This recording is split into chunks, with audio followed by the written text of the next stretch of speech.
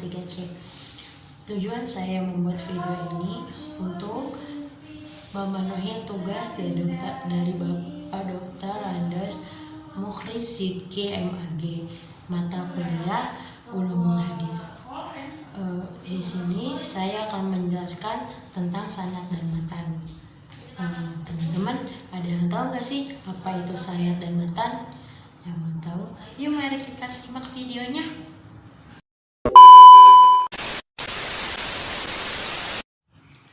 Sanad adalah rangkaian atau jalur periwayat yang saling menyambung yang menghubungkan sebuah hadis sampai kepada Nabi Muhammad SAW, yang artinya sanad terdiri dari urutan periwayat atau ruwat yang saling terhubung secara rinci. Adapun definisi dari matan adalah matan dalam ilmu hadis adalah materi atau isi dari hadis, yaitu lafaz atau perkataan, perbuatan atau ketetapan Nabi Muhammad SAW yang disampaikan melalui sanad-sanadnya.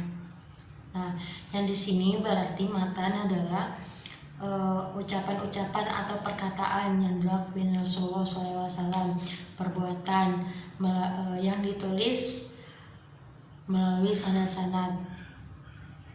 Nah, matan itu berupa teks-teks hadis. Contoh kalau di kehidupan nyatanya, si ibu bilang ke si kakak, "Kak, tolong beliin garam ya." Tuh.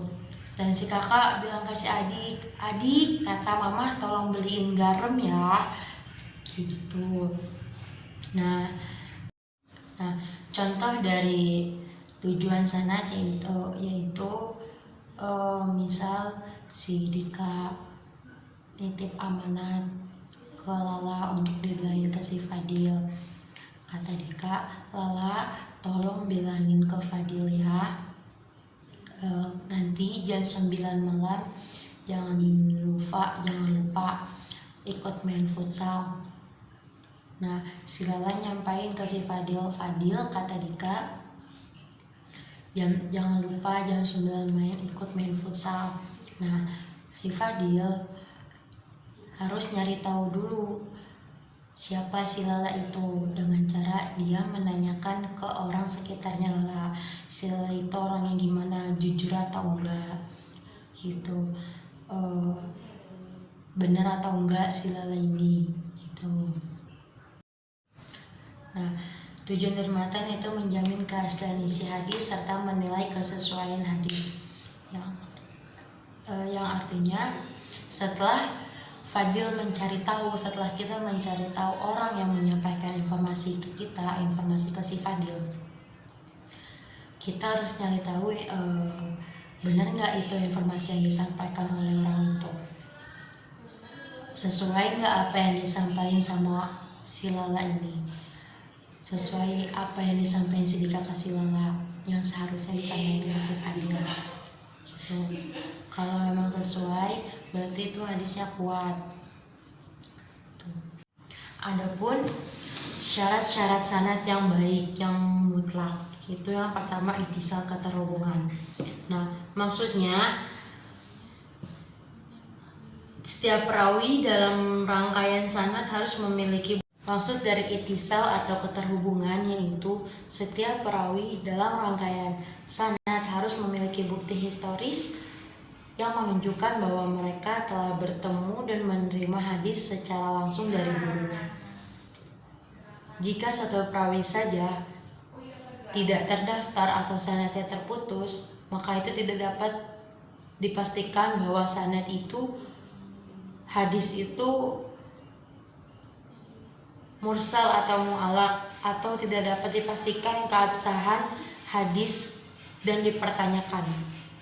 Misalnya si Reva berguru ke si Lutfi berguru ke si Dika berguru ke Nazla.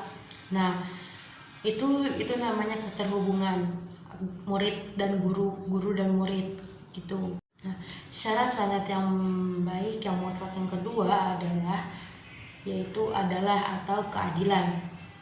Nah, maksudnya Setiap perawi diwajibkan memiliki sifat moral dan spiritual atau adab yang baik yang seharusnya dikenal sebagai individu yang dapat dipercaya.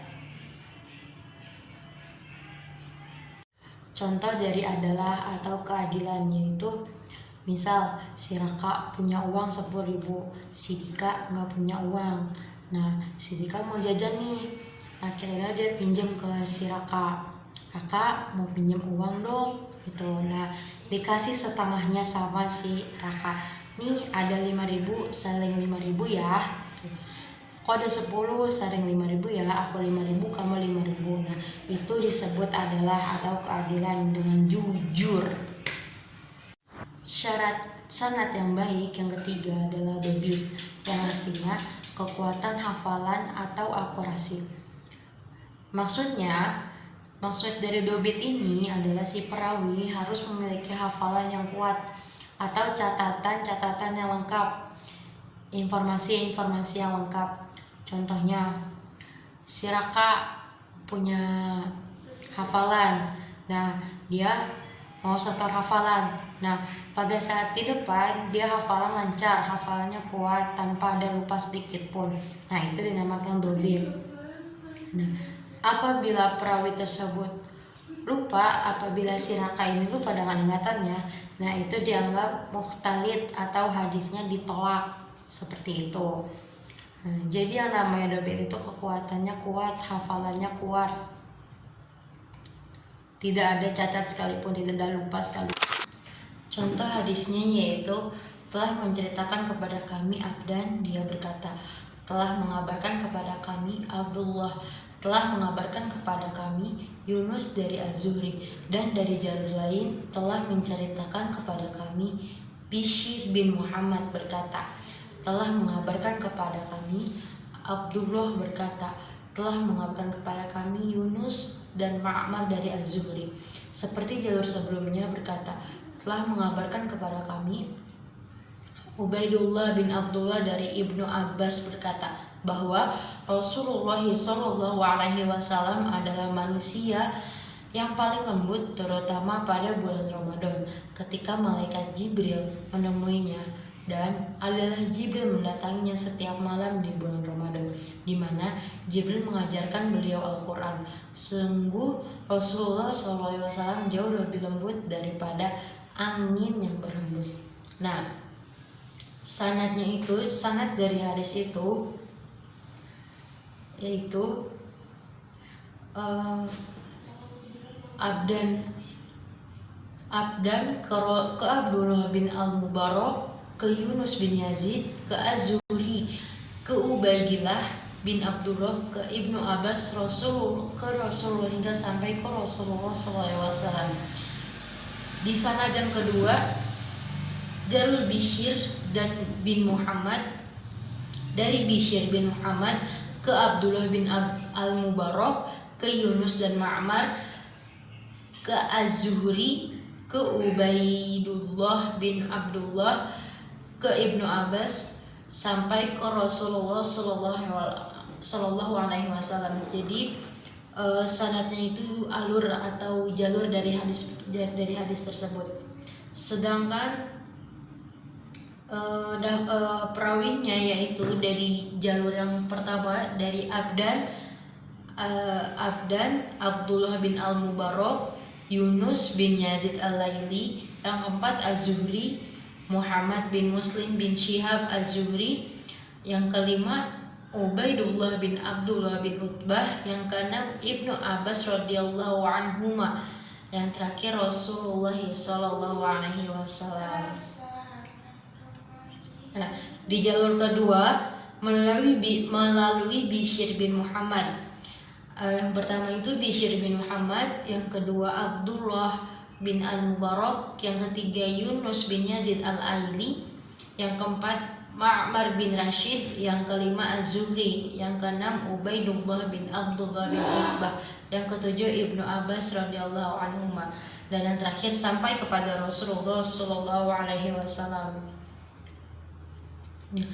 Kedua jalur ini bertemu dengan pada Abdullah ke Yunus atau Muammar, ke Az-Zuhri, ke Ubaidullah, ke Ibnu Abbas radhiyallahu anhu sampai terakhir ke Nabi Muhammad sallallahu alaihi wasallam. Nah, adapun matannya yaitu bahwa Rasulullah sallallahu alaihi wasallam adalah manusia yang paling lembut, terutama pada bulan Ramadan ketika malaikat Jibril menemuinya, dan Jibril mendatanginya setiap malam di bulan Ramadan. Lalu Jibril mengajarkan beliau Al-Quran. Sungguh Rasulullah Shallallahu Alaihi Wasallam jauh lebih lembut daripada angin yang berhembus. Thanks for watching. Wassalamualaikum warahmatullahi wabarakatuh.